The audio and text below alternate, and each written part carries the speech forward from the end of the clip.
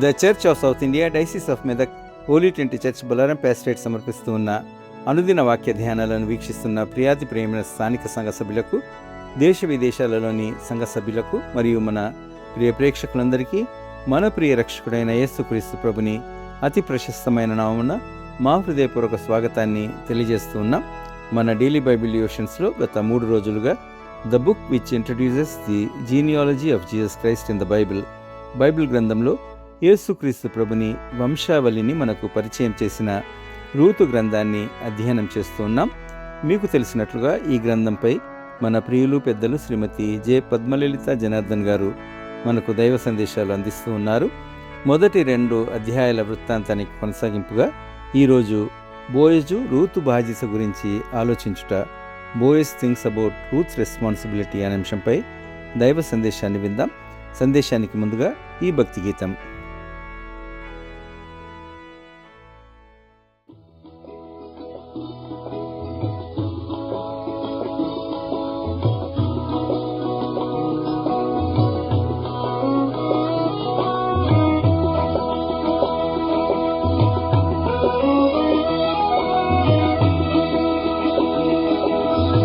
दिव्य मनोहर राजा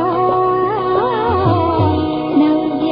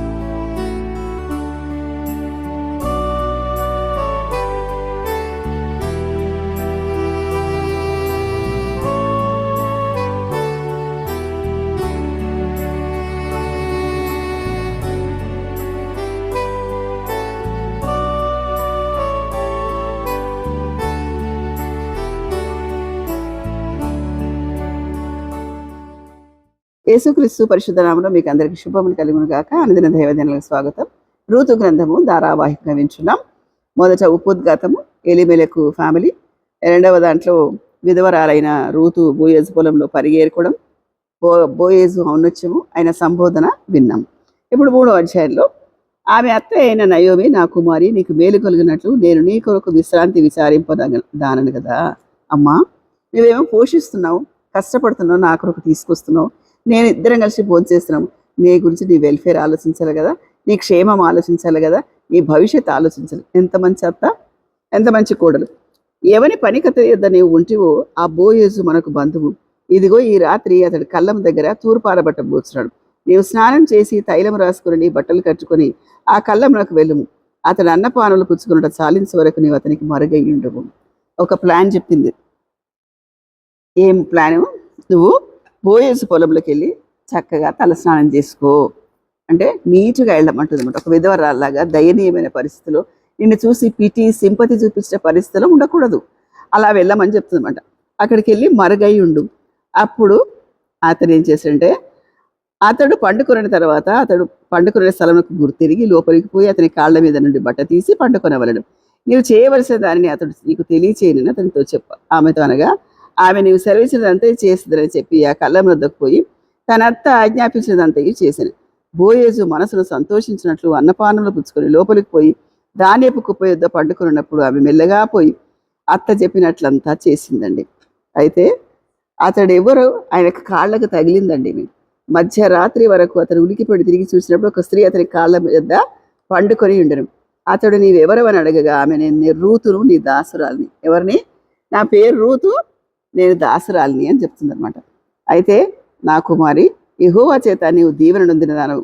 కొద్దివారినే కానీ గొప్పవారినే కానీ యవనస్తులు నీ వెంబడి ఉండుట వలన నీ మునుపడి సత్ప్రవర్తన వెనుకటి సత్ప్రవర్తన మరీ ఎక్కువైంది. నువ్వు ఎంత మంచి క్యారెక్టర్, మీ ప్రవర్తన చాలా మంచిది అని చెప్తున్నమాట. నీ దాసురాలి మీద కొంగు కప్పమని అడుగుతున్నావు. సమీప బంధువు అంట, మా అత్త చెప్పింది అని చెప్తుంది. అయితే ఏమంటున్నాడు? యెహోవా చేత దీవెన నొందిన దానవు, కొద్దివారవే కానీ గొప్పవారినే కానీ యవనస్తులు నీ వెంబడి ఉండునట్లు. తర్వాత, కాబట్టి నా కుమారి భయపడకము, నీవు చెప్పినదంతా నీకు చేసేదను. నువ్వు యోగ్యురాలు. ఎవరికి యోగ్యురాలు? నాకు సరిపోయేదానివి అని చెప్తున్నాడు ఒక మాట. నా జనులందరూ ఎరుగుదురు, నేను నిన్ను విడిపింపగలబడినట్టు వాస్తవం. అయితే నీకు నాకంటే సమీపమైన బంధువు ఒకడున్నాడు. అంటే నాకంటే ఎలీమెలకు తెలిసిన ఆయన ఒక అతను ఉన్నాడు. అతనే గనక కాదంటే అతన్ని అడుగుదాం అని ఒక మంచి మాట చెప్తాడనమాట. ఇక్కడ 3వ అధ్యాయము మొదటి వచనం చూసుకున్నాం. 3వ అధ్యాయం 9వ వచనం కూడా చాలా ఇంపార్టెంట్ అండి. 3వ అధ్యాయం 9వ వచనంలో రూతు నేను దాసురాలని అనే మాట నోట్ చేసుకోవాల్సిందండి. 11, 12 వచనాల్లో కాబట్టి కుమారి భయపడకమని అభయమిస్తున్నాడు. ఎంత అవకాశం ఉందండి ఆయనకు. యవనస్తురాలు, తన వచ్చింది, అర్ధరాత్రి కాడ వచ్చింది, విధవరాలు, వెనకాల ఎవరు ఆస్తులు లేవు. అలా అని చెప్పుడు ఎంతో రకంగా చేయొచ్చు. కానీ ఆయన ఎంత సభ్యతగా మాట్లాడాడు. సరే అమ్మా, నువ్వు ఇంకొక అతను ఉన్నాడు, ఆయన గురించి చూద్దాం. ఎంత నీట్ బిహేవియర్ చూడండి. ఎందుకంటే ఎన్నో పరిస్థితులు అనుకూలించాయి. తర్వాత ఇథికల్ వాల్యూస్ ఉన్న మనిషి ఎప్పుడంటే అప్పుడు పాపం చేయడానికి తెగించి. ఇతడు అక్కడ మనకు ఎవరు గుర్తొస్తారు? యోసేపు గుర్తొస్తాడు. పొతీఫరు భార్య బలాత్కారం చేసిన ఆయన కొంగోదు, ఆయన తన బట్టను వస్త్రాన్ని వదిలిపించిపోయారు. పాపానికి అవకాశాలు ఉన్నప్పుడు చేయకపోవడం చాలా ఎన్నదగిన ఉన్నత్యమైన లక్షణం. ఇక్కడ ఆ బోయేజు లక్షణం అలా కనిపిస్తుంది. 3వ అధ్యాయం 18వ వచనం. అప్పుడు ఆమె, నా కుమారి, ఈ సంగతి నేటి దినము నెరవేర్చితేనే కానీ ఆ మనుషుడు ఊరకుండడు గనక అది ఎలాగ జరుగునో నీకు తెలియనని ఊరకుండమని అత్తకి వెళ్ళి చెప్తే, అమ్మ, ఆయన ఒకసారి మాట ఇస్తే తప్పకుండా చేసే లక్షణం ఉన్నాయి ఆయన, మనం ఊరకుందామని చెప్తుంది. చూసారా? ఫస్ట్ దాంట్లో చెదిరిపోయిన కుటుంబం ఒక కోడలు మాట ద్వారా అంటకట్టబడింది. ఆమె పోషణార్థం యొక్క పొలానికి వెళ్ళింది. అక్కడ సమీప బంధువు కలిశాడు. ఆ సమీప బంధువు యొక్క ఔన్నత్యాన్ని కూడా మనం చూసాం. 4వ అధ్యాయంలో బోయేజు పురద్వారం దగ్గర పోయి అక్కడ కూర్చొని, బోయేజు చెప్పిన బంధువుడు ఆ ప్రక్క కూర్చుండరు కనుక బోయేజు పోయి ఈ తట్టు తిరిగి ఇక్కడ కూర్చుండమని చెప్పగా అతను వచ్చి కూర్చున్నాడు. బోయేజు అన్నాడు, నాకంటే సమీప బంధువు ఇంకొక అతను ఉన్నాడు.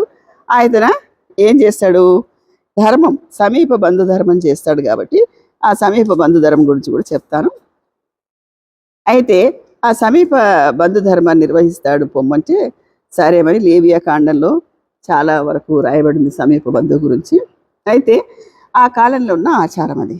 అయితే ఇక్కడికి బోయస్ పిలిచాడు, అయ్యా నువ్వు చాలా బంధువు కదా, ఈ సమీప ధర్మం నిర్వసిస్తావా రమ్మని అడిగాడు. ఎవరి ముందర? పురద్వారం దగ్గర 10 మంది ముంగట. ఆయన డబ్బులున్నాడు కాబట్టి ఎంతమంది అయినా వస్తారు. ఎవరు? బోయేజు. అతడు మోయాబు దేశంలో తిరిగి వచ్చిన నయోమి తన సహోదరుడైన ఎలిమెలకు కలిగిన భూభాగంను అమ్మి వేయించినది కనుక నీవు చెవులారా విరినట్లు వేరొక సంగతి తెలియచేయవను.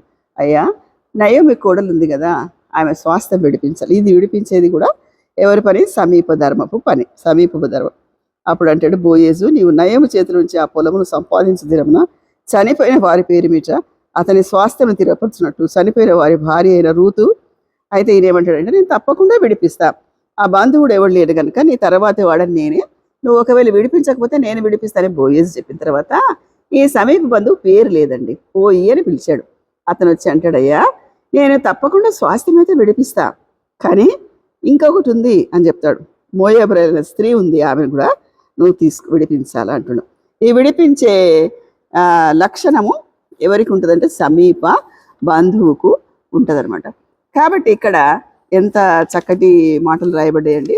ఆ సమీప ధర్మం గురించి ద్వితీయోపదేశ కాండంలో రాయబడింది, తర్వాత లేవియా కాండంలో రాయబడింది. వారి ధర్మం ఏమిటో ఇప్పుడు మనం అవన్నీ చూడట్లేదు. ఆ స్వాస్థ్యమైతే విడిపిస్తా కానీ స్త్రీ నేను వివాహం చేసుకోను, నాకు వద్దు అంటాడు. అప్పుడు ఏంటంటే ఒక రూల్ ప్రకారంగా, ఒక సిద్ధాంత ప్రకారంగా, ఒక క్రమ ప్రకారంగా తన సమీప బంధువు చేయని ఎడలా నిర్వర్తించకపోతే ఆయన నోటి ద్వారా చెప్పించిన తర్వాత తనంటూ ఒక ముందు చర్య తీసుకుని ఒక సదా ఆలోచన, మంచి సత్తా ఆలోచన, ఒక మంచి ఆలోచనతో బోయేజ్ ఏం చేస్తాడంటే ముందుకెళ్తాడనమాట. అయితే అప్పుడు నువ్వు చేయకపోతే పక్కకు జరగమంటాడనమాట. అప్పుడు ఇశ్రాయేలు బంధుధర్మం గురించి కానీ క్రయ విక్రయల గురించి కానీ ప్రతి సంగతిని స్థిరపరచకు పూర్వం ఆయన మర్యాద ఏదనగా ఒకడు తన చెప్పు తీసి పొరుగు వానికి ఇచ్చుట. ఆయన చేయకపోతే చెప్పు మార్చుకోవడం అనేది, అంటే మరి ఇది దేనికి సింబల్ కానీ ట్రెడిషన్ అనమాట. అప్పుడు వీళ్ళందరూ సాక్షులుగా అంటే వారి ముందట వివాహం చేసుకుంటాడు. 4వ అధ్యాయం 12వ వచనంలో చూద్దాం. ఎఫ్రతాలో నీవు క్షేమాభివృద్ధి కలిగిన వాడవి, బెత్లెహేములో నువ్వు ఖ్యాతి నొందుదువుగాక. ఈ బోయేజు రూతుకు వివాహం చేసుకుంటాడు. ఎప్పుడు? ఆ సమీప బంధువు తన సమీప బంధువు ధర్మము చెయ్యను అన్నప్పుడు, ఉల్లంఘించినప్పుడు, ఆయన ఒప్పుకున్నప్పుడు ఈ బోయేజ్ వివాహం చేసి చాలా మందిలో ఘనంగా వివాహం చేశాడు. డబ్బులు ఉన్నవాడు, ఒక విడోని చేసుకోవాల్సిన అవసరం లేదు ఆయనకి. కానీ ఇక్కడ సమీప బంధువు నిర్వర్తించిన ధర్మాన్ని నిర్వర్తించాడు కాబట్టి చక్కగా వీళ్ళందరూ కూడా ఆశీర్వదించారు. 13వ వచనం కూడా చూద్దాం. 13వ వచనంలో, కాబట్టి బోయేజు రూతు పెంటి చేసుకుని ఆమె ఎద్దుకు పోయినప్పుడు యెహోవా ఆమె గర్భవతి అయినట్టు అనుగ్రహించను గనుక ఆమె కుమారుని కలిగి. అప్పుడు స్త్రీలు, ఈ దినమున నీ బంధువుడు లేకుండా చేయని యెహోవా స్థితి ఉందునుగాక. నిన్ను ప్రేమించి 7 కుమారుల కంటే నీకు ఎక్కువగా ఉన్న కోడలు ఇతరిని కనెను. బోయేజు రూతు భార్య గర్భవతి అయినప్పుడు ఆమె తీసుకుని అత్త దగ్గరికి వెళ్తే 7 కొడుకుల కంటే ఎక్కువ మన కోడలు. ఎంత మంచి దీవెనండి. ఆ బిడ్డను తీసుకొని కవిట ఉంచుకొని దానికి దాదిగా చేశాను. ఆమె పొరుగు స్త్రీ నయోమి కొరకు కుమారుడు పుట్టినని చెప్పారు. ఆమె నయోమికి మనవడు అని చెప్పే బదులు కుమారుడు పుట్టాడని చెప్తున్నాడు. ఇక్కడ అతనికి ఓదేదని పేరు పెట్టాడు. అతడు దావీదునకు తండ్రి, యెషయికి తండ్రి, యెషయి యొక్క తండ్రి. ఇలాగ యేసుక్రీస్తు వంశావళి ఇంద్రం వచ్చిందని.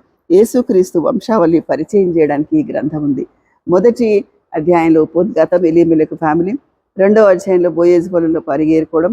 3వ అధ్యాయంలో సమీప బంధువైన బోయేజ్తో మాట్లాడడం. ఆయన కాదన్న తర్వాత నీకు ఆర్డర్లో వచ్చే సమీప బంధువు ఆయన ధర్మం నిర్వర్తించకపోతే నేను నిర్వర్తిస్తానని పురద్వారం దగ్గర తీసుకొచ్చి వారిని ఒప్పించి మెప్పించి 10 మందిలో ఆయన కాదన్న తర్వాత బోయేజ్ వివాహం చేసుకుంటాడు. ఎంత చక్కటి పరిణామం అండి. ఎంత చక్కటి మలుపు పరిణామం ఏంటంటే ముందు చేదుతో ప్రారంభమైంది. ఆమె ఒక్క నిర్ణయం, మంచి తీర్మానం ద్వారా కుటుంబం కట్టబడింది. అందులో యేసుక్రీస్తు ప్రభు వచ్చాడు. కాబట్టి మన నిర్ణయాలు చాలా విలువైనవి, ఎథికల్ వాల్యూస్ ఉన్న నిర్ణయాలు తీసుకోవాలని దేవుని పేరిట హెచ్చరిక చేస్తున్నాను. దేవుడి మాటలు దీవించును గాక.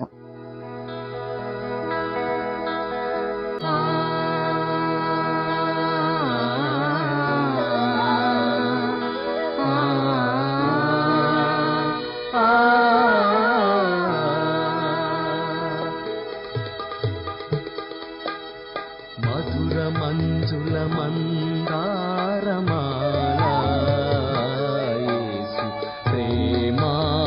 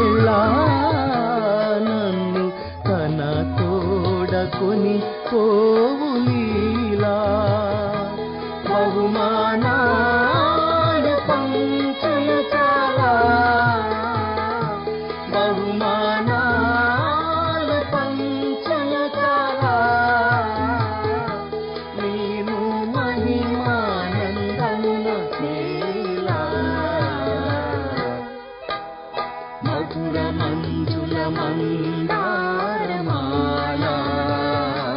యేసు ప్రేమామృతానందధార.